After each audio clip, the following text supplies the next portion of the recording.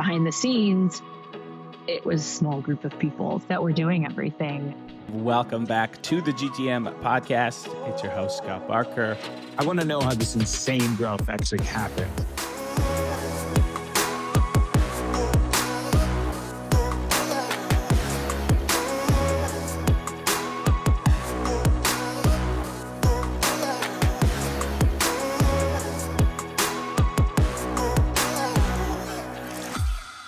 Hello and welcome back to the GTM podcast. Thank you for hanging out with us for the next 40 minutes. We always strive to bring you actionable go-to-market stories, not just people saying, hey, do this, hey, do that, but you'll get to learn from incredible leaders who have actually done the things that they talk about, and they'll break down in real world the application of the tactics and strategies. And this one is going to be super fun. I get to hang out with one of my favorite humans today, Miss Sam McKenna. Sam, how are you? Good, Scott. Thanks. Those are exceptionally kind words. I always enjoy my time with you. And it feels like we've known each other for quite some time now, which is cool. These years fly by. I know you were incredibly helpful during my time at Outreach, and now we get to have you as an LP in the fund. And it's been so cool seeing all the success that you've had.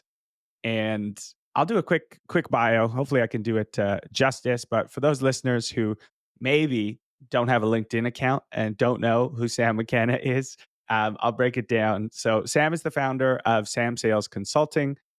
Previous to that, spent 6 years at On24, ending up as the VP of Enterprise Sales. After that, jumped over to LinkedIn as head of Enterprise Sales. Sam is also an advisor for a lot of really incredible high growth companies. She is an investor, LP and GTM fund. And some things that I thought were really cool was you, over the course of your career, have broken 13 records over your sales career, multiple President's Club, Rep of the Year, Rookie of the Year twice, and currently have built an all-women team of 11, which I thought was very cool and worth a call out, and now has 180 clients, multiple millions in revenue, in under 4 years, which is wild. And I will highlight again, if you aren't following her on LinkedIn, you are behind the eight ball. But what else did I miss in there? Any further color context you want to highlight? Clearly not competitive in any way, shape, or form whatsoever, Scott. No, that was great. Thanks for that. That was awesome. I feel like we share that competitive streak, as I think many of our guests that we have are a little more competitive with themselves, I would say, than other folks. We all know that our biggest competition is usually ourselves, and our worst critic, for sure. All right. So where I wanted to kick this off, and I'm super excited to get into kind of your story, and there's two I really hope we can get through today. But before we get there, at Sam Sales, you have been helping a ton of founders and executives build their digital voice, you can call it, and build their digital footprint online. And we've had Dave Gerhardt, Mel Feely as guests recently, and they both alluded to how powerful of an impact this was on their personal story, personal career trajectory, and how much of a business impact it had. But we didn't really go into tactics, strategies for actually doing this. So I wanted to open up the floor and start there. And I guess we'll kick it off by, why do you think it's more important than ever that executives show up authentically online? I think one, if you look at the data, it talks about how trustworthy an organization is if they have executives that are thought leaders. It says buyers will be 261% more. This is from Edelman Research recently. 261% more likely to trust an organization and take a meeting if the executives have thought leadership on LinkedIn. Notice they're not saying if you have LinkedIn ads, if you pop up in my pay-per-clicks in Google. They're saying, teach me what you know, show me something interesting, inspire me. And so it's so important also because there's so little competition on the platform for thought leadership. Scott, you and I both know this, having been, I hate to say this, but influencers since I feel like the early days. But when you think about it, less than 1% of the membership posts at least once a week on LinkedIn. But what's fantastic is that you've got 900 million members globally, and you've got over 50% of those people who come onto LinkedIn at least once a day, once a week for at least 5 minutes. 5 minutes can seem like a really short period of time. For those of us who know, social media dwell time, it's a long period of time. 5 minutes is a long time to scroll through a feed. Although if you're like me on Instagram, you're on there for like an hour or two a day, but we're not here to discuss that. And you think about that. What are they coming for? They're not coming just to connect with people. They're coming to do their research and they're coming to learn. So you've got a massive advantage. Either your competition is on LinkedIn and you need to catch up, or like the majority of companies, they're not on LinkedIn and you have an incredible competitive advantage so long as you take advantage of it. I think the other thing to think about, and Scott, you and I have both seen this play out, but once you get started, right, it can take 6 months, it can take 9 months to really build a voice and an audience and a brand. But once you're there, right, it creates a flywheel of success. Impressions, new voices that are connecting with you, requests to be on podcasts, journalists that reach out, right? We've been featured in Yahoo and Business Insider, now in Inc. magazine, all through our presence on LinkedIn. So you think about that, whether it's leads, whether it's exposure, whether it's speaking engagements, whether it's being highlighted to journalists and getting exposure for your organization, your execs, sky's the limit. We just got to get started. Absolutely. I mean, even those features in articles alone, if you just cut everything else out, like go talk to your PR team and say, how much would we have to pay to be featured in X, Y, and Z publications? And it would be in the tens of thousands, if not more, dollars for each feature. And being able to get that sort of visibility is incredible. I often say visibility creates opportunity. So the more visible you are, the more opportunities that are going to come your way. You even think about that. A lot of the organizations we work with pay millions of dollars to be part of, Forbes Business Council or to be contributors to Fortune magazine or whatever, right? And they say, we're spending all this money. It's getting us featured in an article or getting us, quoted. But then what, right? We share that article on LinkedIn and it goes nowhere. Yeah, because you're sharing an article and you're giving people homework, right? Instead, pull a thread of something you said or you taught, make that a post, and then link in the comments to your article and let people read more if they want to. You have to give them some kind of preview, right? And this goes for when we advertise webinars, events, conferences, sponsorships, all that stuff. So what? Earn my time to spend 6 minutes reading this article, earn my time to listen to this go-to-market podcast for 40 minutes. We've got to give them that preview. So earned media is incredible just through that. But then two, repurposing all the spend that you have in that in your LinkedIn content, really, again, repurpose your efforts and make it go so much further. Yeah, that's the thing, right? If you do a really thoughtful, long form piece of content, it's not crazy to think that you could repurpose that over the course of 3 weeks or a month, even. Like it can go so far when done right. And that leads me to my next question, which you must hear all the time is, I'm a founder. I'm listening to this. I'm like, yeah, Sam. Yeah, Scott. I know that it's powerful. I've seen the results. I think most of us have. It's hard not to. But I'm running a company. I can't imagine layering in one more thing that I have to do. So, through the lens of these incredible busy executives, incredibly busy founders, how do I carve out time to do this? What is the time commitment? How often do I have to show up? How do you fight against that, time crunch? I would say first and foremost, I'm just like you, right? Where my team probably isn't the same size as yours as we are. I think we're 12 as of today. I'm just like you in that I'm trying to run and scale and create a company, and not even a tech company, a services company, which I feel like is even harder, right, from a management perspective. But I on my end probably spend 3, if not 4 hours on LinkedIn every single day. If you just fell out of your chair, don't worry, you're not alone. That's also me spending that amount of time on LinkedIn a day that really understands the efficiency and how to maximize my time on the platform. So if you're just starting out, it might be 6 or 7 hours and you just don't have that.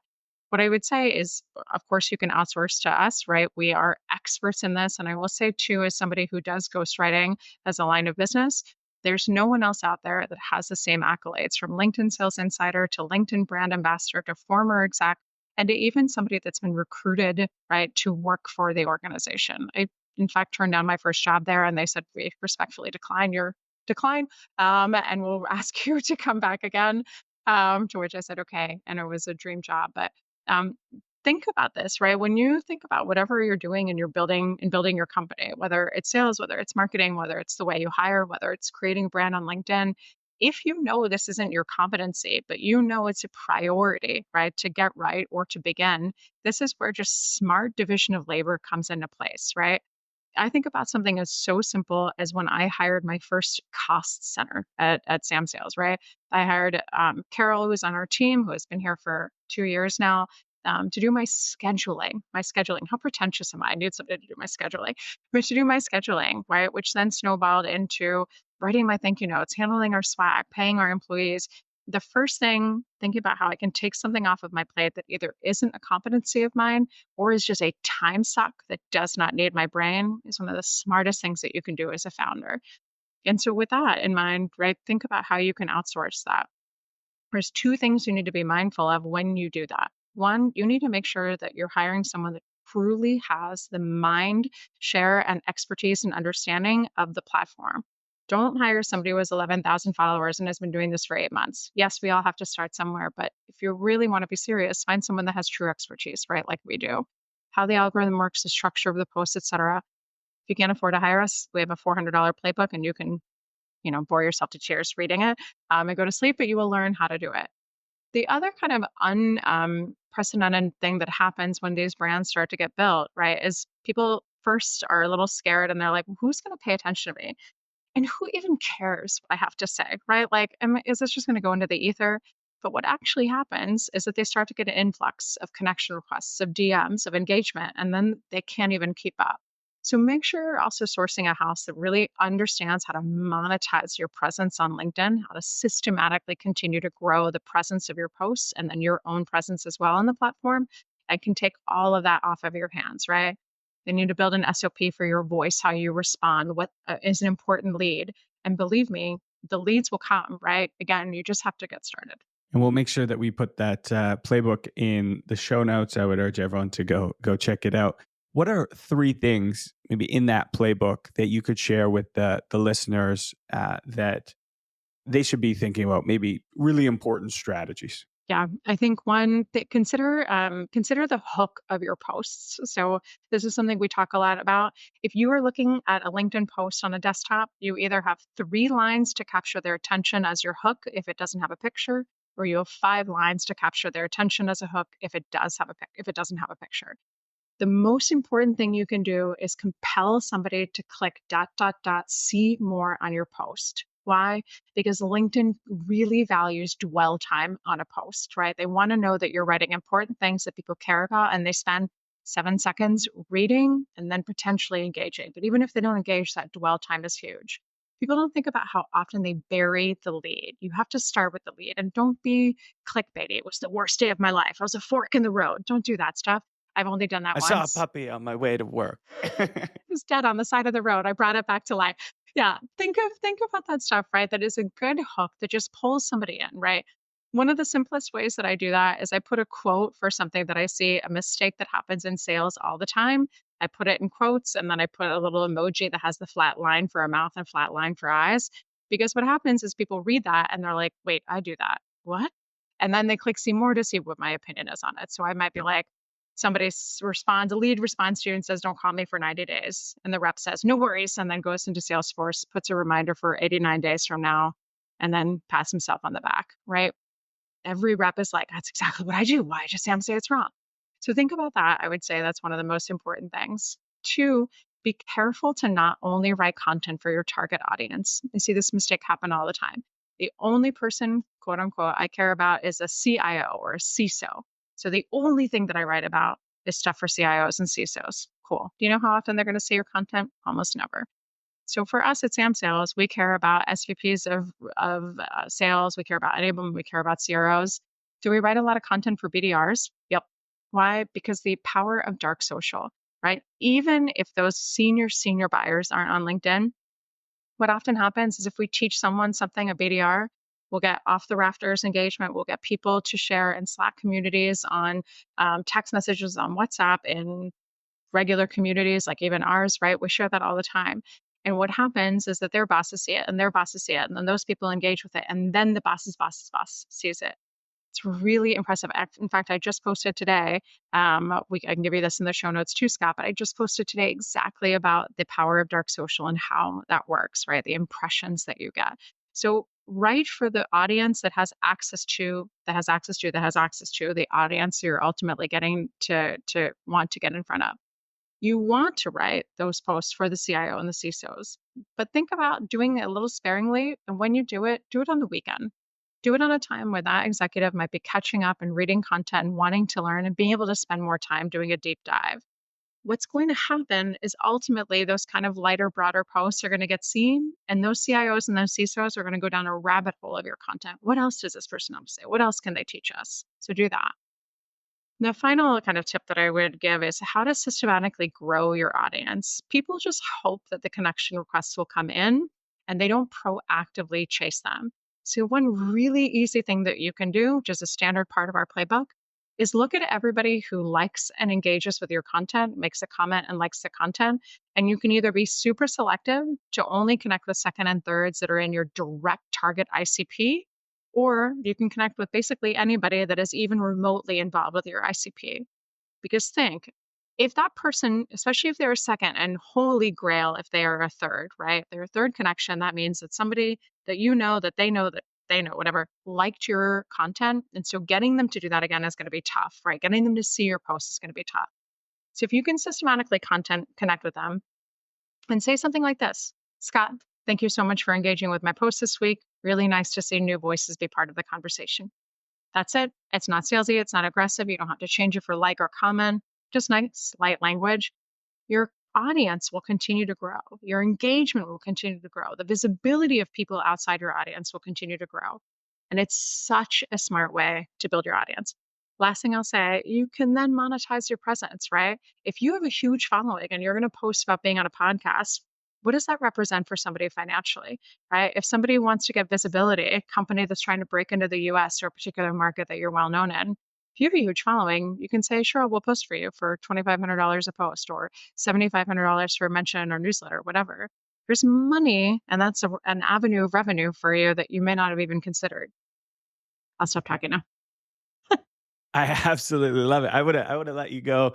I wish we could do 10 more of these, but I'll say the first one, the importance of a hook. That is something I had to learn over time, and for me, I'll often now write whatever I want to write, and just the way I write, I usually am kind of figuring out exactly what I'm fully trying to say as I'm writing, and then I'll actually now rewrite it at the end. So I'll just write it out the normal way, and then I'll be like, okay, what is the actual meat in here, and I'll find that and put it up to the beginning. I've seen the importance of that definitely firsthand. The second one you mentioned, not only write content for like your main ICP. I feel like I hear this all the time too. Someone's like, "Oh, my main ICP, they're not on LinkedIn, or they're not as commonly on LinkedIn." And it's just as powerful to build respect and connectivity amongst peers as well, because those peers have usually direct access to the ICP you're trying to get in front of at whatever organization they're with.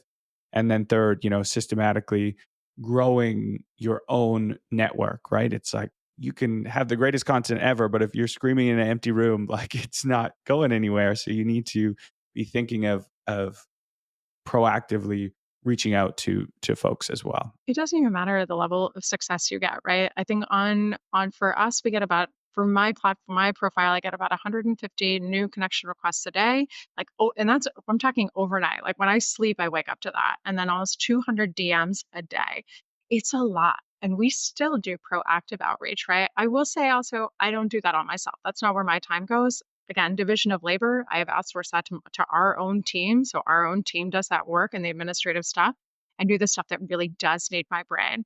So even we are drinking our own champagne here and making sure we're spending our time where it's best used. I often say that, content can act as like little beacons that work for you 24/7, and those beacons attract interesting people and interesting problems.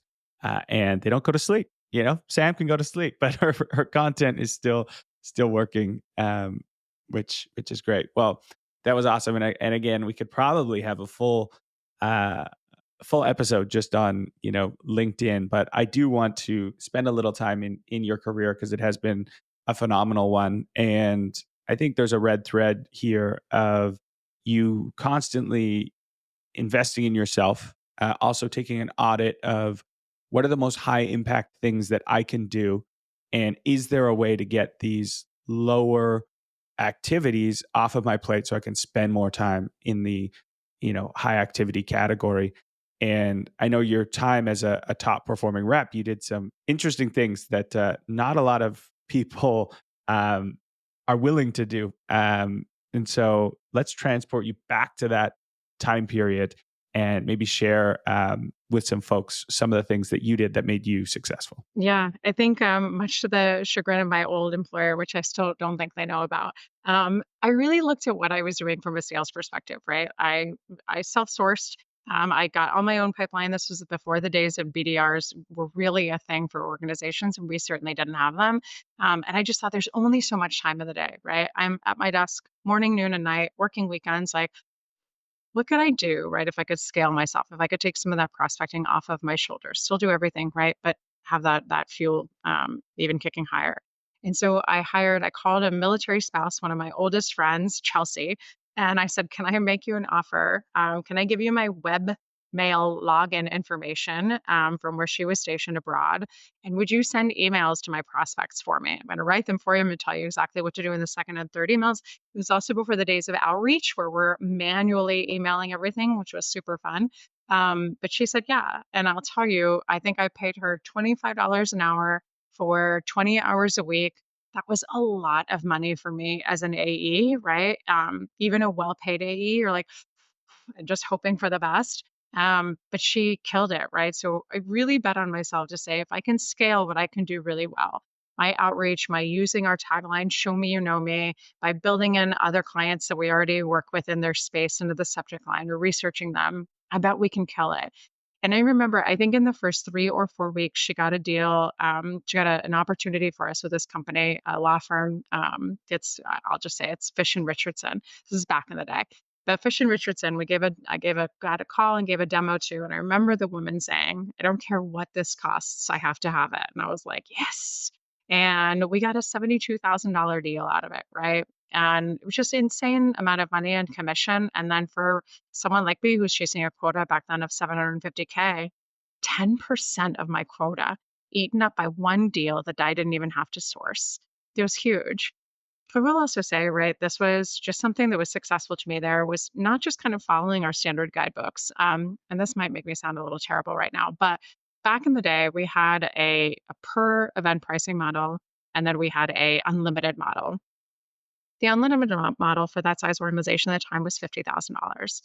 But because the person showed their cards and we're so eager to have this, so went the per pricing model, which was the 72K. So even just thinking about some stuff like that, right? Like getting strategic, looking for ways to be flexible in the things that you offer, right? Especially when you get feedback like that and you know that you can really double down on the price or give them something extra that's included in that because you're getting more money. Just an opportunity to be a little bit more strategic. Yeah.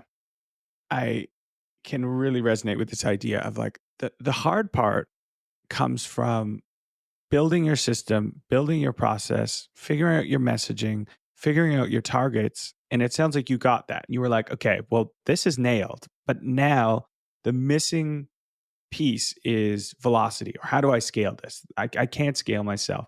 Then you went to set out that problem. And then I imagine that also allowed you more time to make tweaks on the most important things. So as soon as process isn't working, messaging isn't working, instead of just hitting your head against the wall and trying to do more, you could actually have a little bit of time to diagnose any breakdowns or things that were going really well.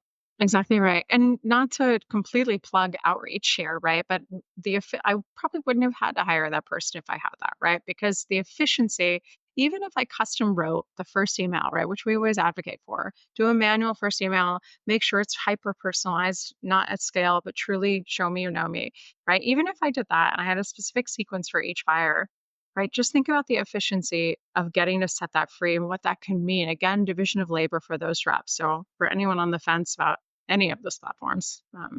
Huge game changer. Yeah. So the other thing I kind of noticed in your story, and I can again I can resonate heavily because I was always someone who my bosses liked, but not didn't always like the way I did things because they were often very different than what I was told. Call it insubordination. And how do you coach younger sellers? Because I know you mentor a lot of people. You're very open with your experiences, and you help many, many other people. How do you walk that line between, okay, I've been giving this process, it's not working, but this is what my boss thinks I need to be measured on. But I've realized maybe these things don't matter as much as I've been told. How did you walk this line of making your own tests and doing things your own way? And that's largely one of the main reasons you became successful, while still managing up to your boss and making them feel comfortable with some of these things you're doing. I think I will say one of the things I'm most proud of in my career is those records broken have been done so by doing everything my way, right? Like what I believe to be the Sam sales way, quality over quantity, advocating for the customer before I advocated for our company, which much to the chagrin of my leaders often got me, in hot water, but I really believed in fighting for them and what was right. No cold calling, right? And that tends to upset people. We can certainly talk about that more, but I've never made a cold call in my life because I truly believe we're better than that. I truly believe that we can use manners and a little bit more thoughtfulness and not interrupt them in the middle of their day and still get at. I do believe in warm calling, but there's a difference there. I think to me, when I get that question, right, what should I do? I'm told I have to make 100 calls a day. I hear you tell me, show me you know me. I just don't have time for that. What am I supposed to do? Well, number one, I would say, depending on the environment, right, that you're in, if you do have wiggle room to try things on your own, give it a shot. If you don't, and you are literally eating and breathing by your 100 calls a day, and you're going to go on a PIP tomorrow if you don't do your calls, figure out a way to do them, and then just put in the hustle to do some show me, you know me, right? Do 20 personalized emails a week, get started, and just see what the open response and meeting rate is. Let's say you get a 50% open rate on your emails. You get two people to respond, you take one meeting, and you get one meeting. It's a hell of a conversion compared to regular results. To me, I always knew it's just my character, but I knew that I could kind of argue my way out of anything if I tried something, right? Even if I wasn't doing the stuff that was required of me. So if I had to build X amount of pipeline every single week or every single month, I actually did get written up for that, right? Like you're not building pipeline like everybody else is. And then because I am who I am, I was like, well, my pipeline is honest. So why does it matter? Right? Like if you want me to lie and just put in a bunch of fluff, not that anyone in sales ever does that. I can, but just kind of making sure that I had logic and I had support, or I had something where I could show early results that this was working was important. I will say I was also very, very fortunate to work for a smaller organization when I started that gave me a lot of leeway, and I had a CEO who like saw so much potential in me and just kept teaching me. I would learn, I would implement, I would say, how am I doing? And then I would keep going. I also learned early days of social selling how important that was. So if you are being told social selling is a crock and don't get on LinkedIn, I would completely differ with that opinion and say 57% of reps who are social sellers are outperforming their peers, right? Get on board. Like, what an amazing thing to do and what a great way to open doors. But I would say give it a shot. Do what you need to do depending on the environment that you're in, and then try something different. Final story I'll say about that, Sales Assembly, which is an awesome organization in Chicago, had me on to do one of their BDR certifications. And one of their reps was just placed on a PIP in March when I did it. I talked about show me, you know me, and the guy said, what do I have to lose, right? I'm not making my cold calls. I'm on a PIP. I'm going to give it a shot. His case study is on our site, but he did show me you know me, and the next month he was at 197% of his number, and it was what a phenomenal way for him to say, "This is what works. Your old dated practices from the 90s aren't what works, right? Human connection, quality outreach. That's what makes a difference." Can you give a quick breakdown on the idea of show me you know me? I think we can all make assumptions on, personalized, but is there sort of a framework that you share for folks who are wanting to implement this way of thinking? Yeah. To me, two things are really, really important: your subject line and your first sentence in an email. So if we're just talking, let's talk strictly about outreach breakthrough. How do we even get somebody to open up our email? The hardest thing ever. The thing to me is writing a subject line that makes absolutely no sense to the person other than the person you're reaching out to. So if I wrote Sea to Sky plus Amy Volis plus Sam Sales, right, to you, Scott, that's probably going to get me an open, I think, over a leading sales training company of the planet, right? Or some cheesy, terrible sales line that I sent to everybody else. They want to think about digging into what it is that I can figure out about you. And if I happen to go on your LinkedIn profile and it is a tumbleweed of nothingness, and I'm like, what the hell am I going to do with this?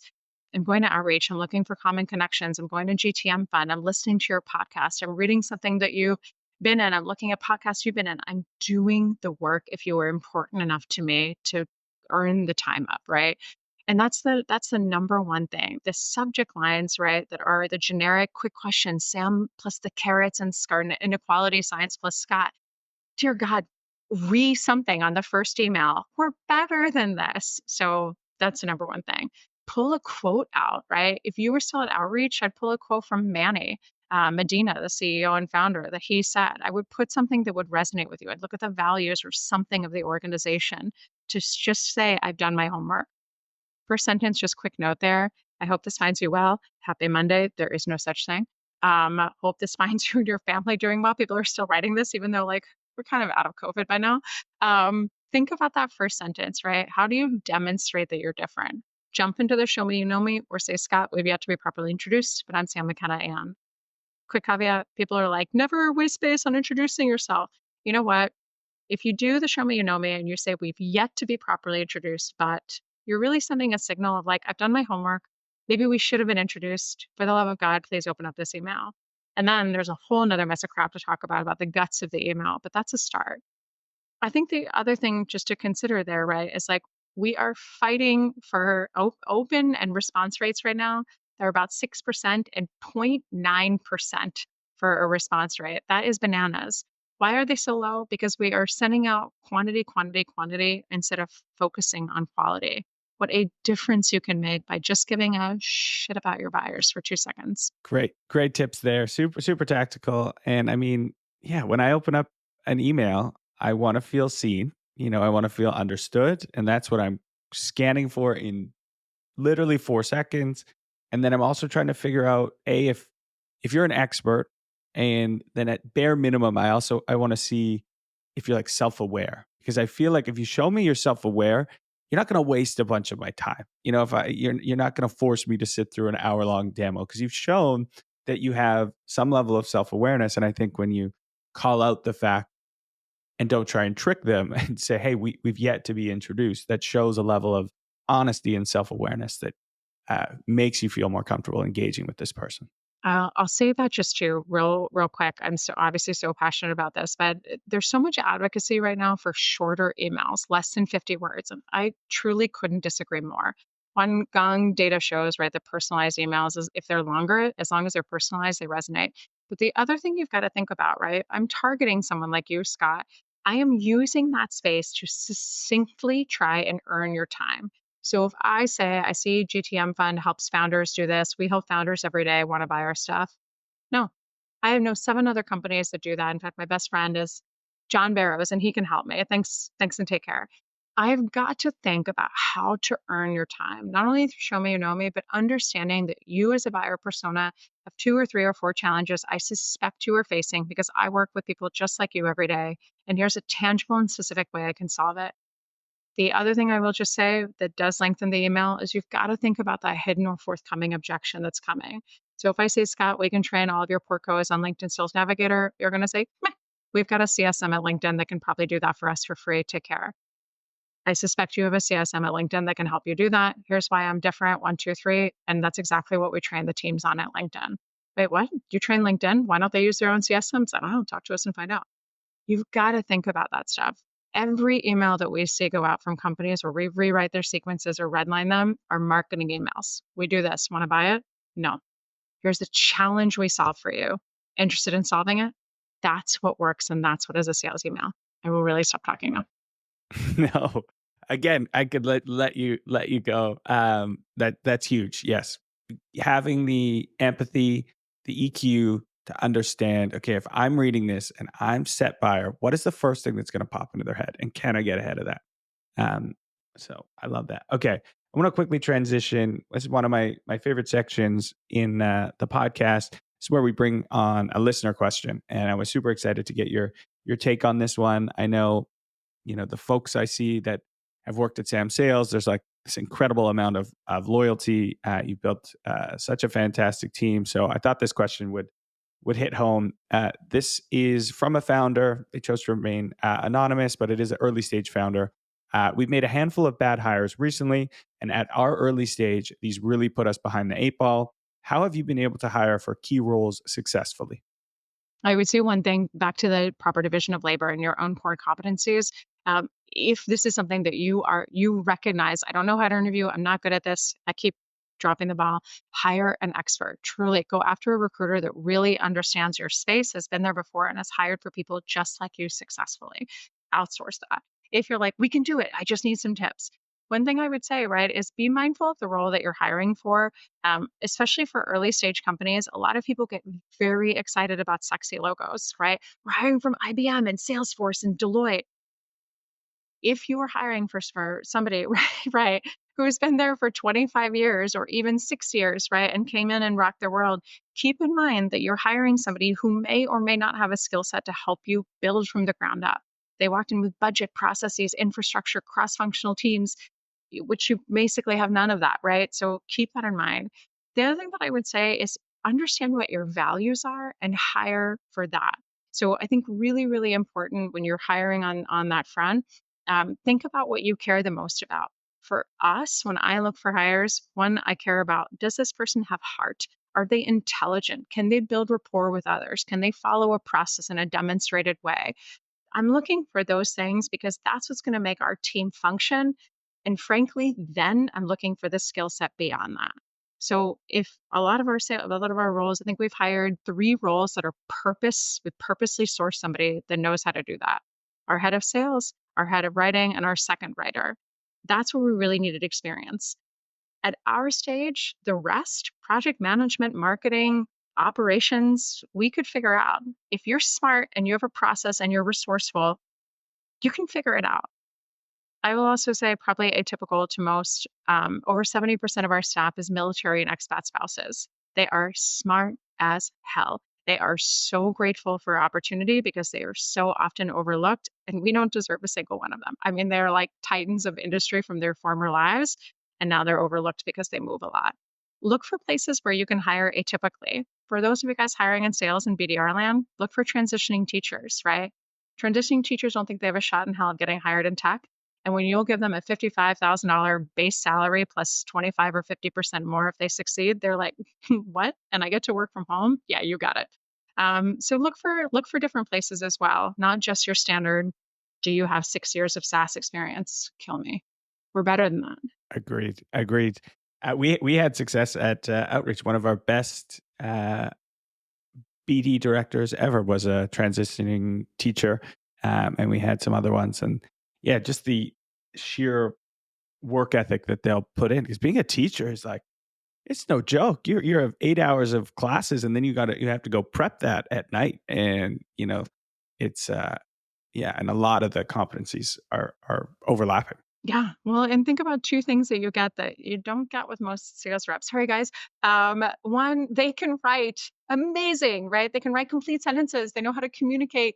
But the other thing is that their job is to basically ask questions, active listening questions. Tell me more about this. Why do you think this way? What's your perspective? Why did you draw this conclusion? And then to fill gaps in understanding of their students, aka their buyers, right? They have a skill set that you would kill for your reps to have, from the reading and active listening and understanding, what do you know, what do you need to know, and how do I get you on my side. We've placed a few transitioning teachers in BDR roles, and they're, by the way, totally free of charge. We do this just out of the goodness of our hearts. So call us any day if we can help you. But they're crushing. They're crushing it. A lot of them are women, go girls, and then they're crushing the boys in sales. So it's interesting. I think it's a phenomenal experiment. Yeah. Yeah. Well, Kudos to you for leading that charge. All right, my final two questions. I always keep them intentionally vague so you can take them anywhere you want. You can either reiterate something that we talked about in this discussion or wrestle with something completely net new. First one is there's a lot of bad habits out there. There's a lot of old ways of thinking. What is one tactic or strategy that most founders or revenue leaders believe to be true that you think is bullshit or at least no longer serving us? I think you said these are quick fire questions as well, which I'm doing a really terrible job at. So I will try to do better here. Cold calling. So just look at the data, right? We are so quick to push back on new practices, right? And say like, well, I only got 2% of my meetings to book or whatever. Think about the data around cold calling. Number one, you are calling people in the middle of their day, right? Just while you and I have been on this podcast, I've gotten 3 cold calls, right? And I know they're cold calls also because I've blocked the numbers and it says possible scam. People are back to back to back every single day. They're not picking up their phone. Number two, when they do pick up their phone, first it takes an average of 11 touches to get that person.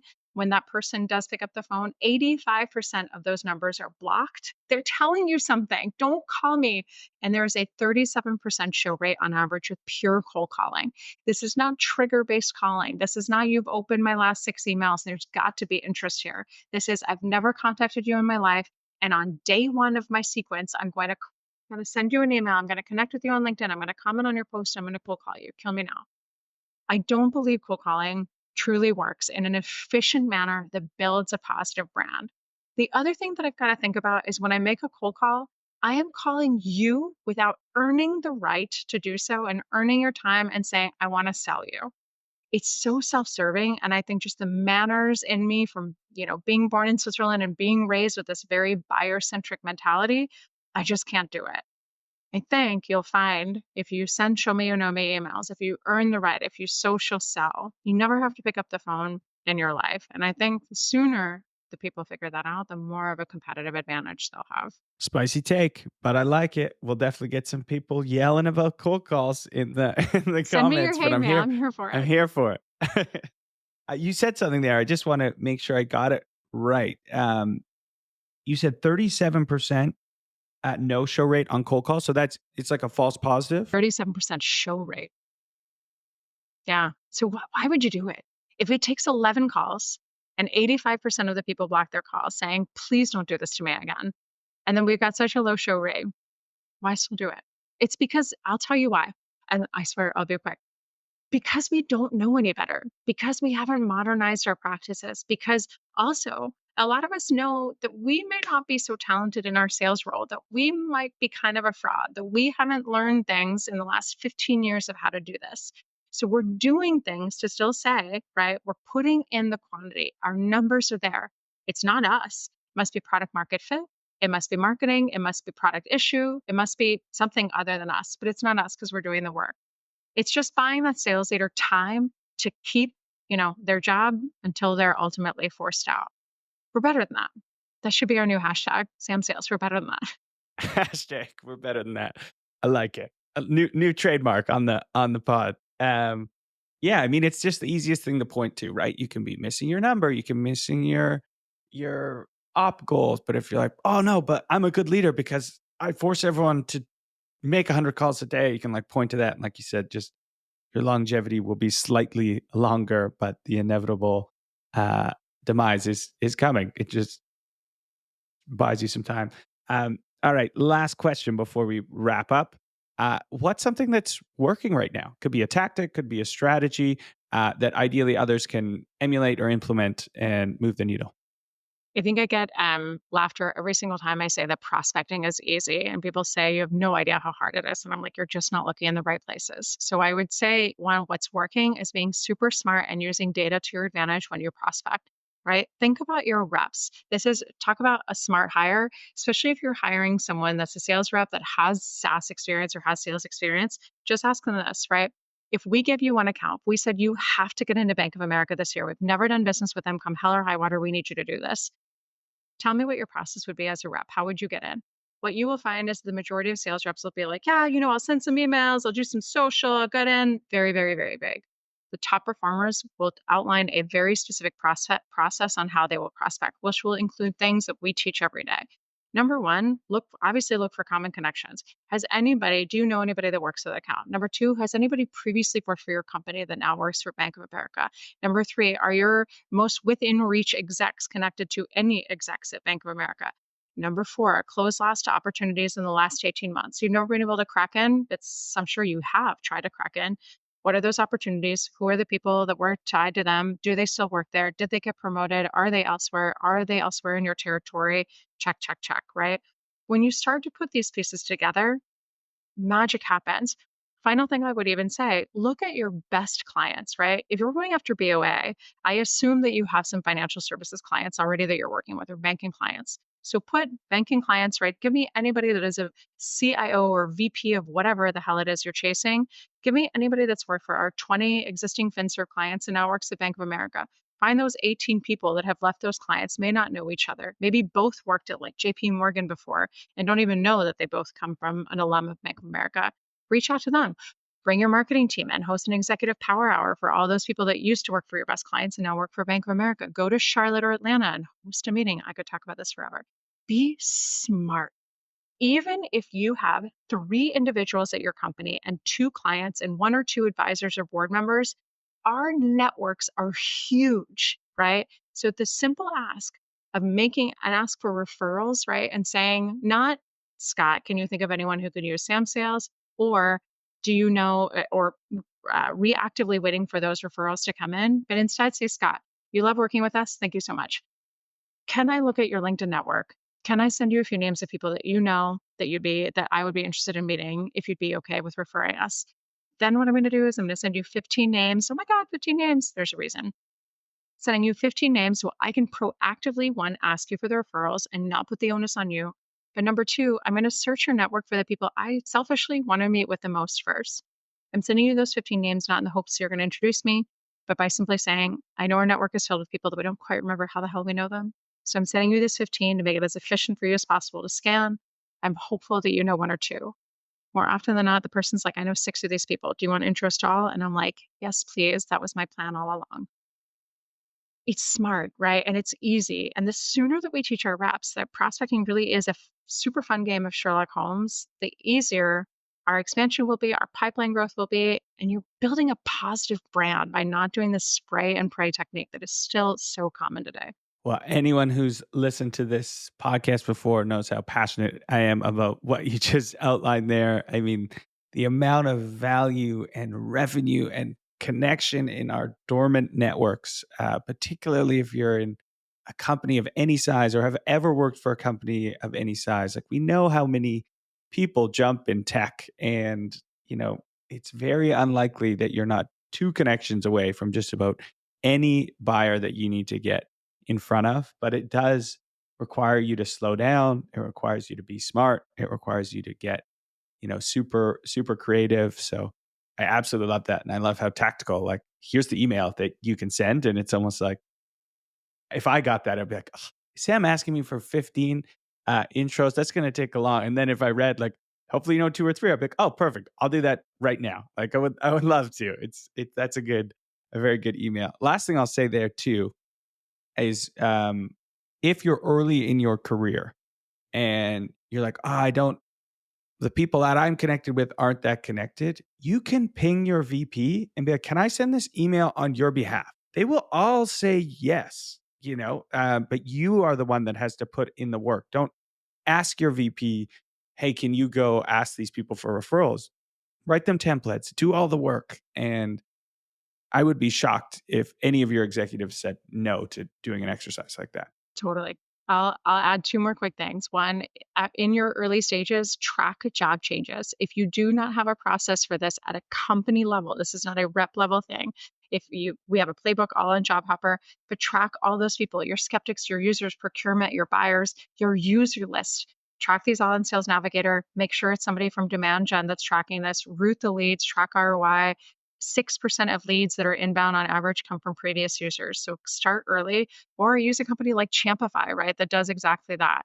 Other thing that I would say, do something that I created on 24 called executive power hours, right? Where we would take our team, we would bring in our CRO and our SVP of finance, right? Or somebody connected to the people in our space that we were going after. and we would say, who do you know at Bank of America? Now we can see that. We can see who they know. What we can't see is who they know that who they're connected to at Bank of America through somebody else, through a hinge, right? So we might say that executive, that CRO is going to say, oh, I know an SVP at Deloitte who knows an SVP at Bank of America, and she owes me a favor because I helped her get this job. I can reach out to her. You know what people are going to say yes to in terms of making referrals? They're going to say yes to your executive team because they're going to want that favor back later. I'll just hat tip to one of my old reps who did this all the time with the woman who was hired at Microsoft who got a $9 million signing bonus to do the acquisition of LinkedIn. He's like 17 levels below her. He would reach out all the time. He's like, hey, Patty or Michelle, whatever her name was. Can you introduce me to this person? She'd be like, sure, Matt, I can. You cleaned up, right? Go get him, Tiger. Okay, I'm done talking, Scott, I swear.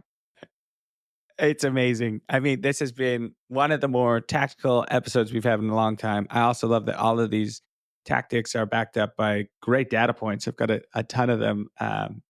261% more likely to trust a company when their executive team's posting on LinkedIn. That one stuck with me. That is incredibly, incredibly important.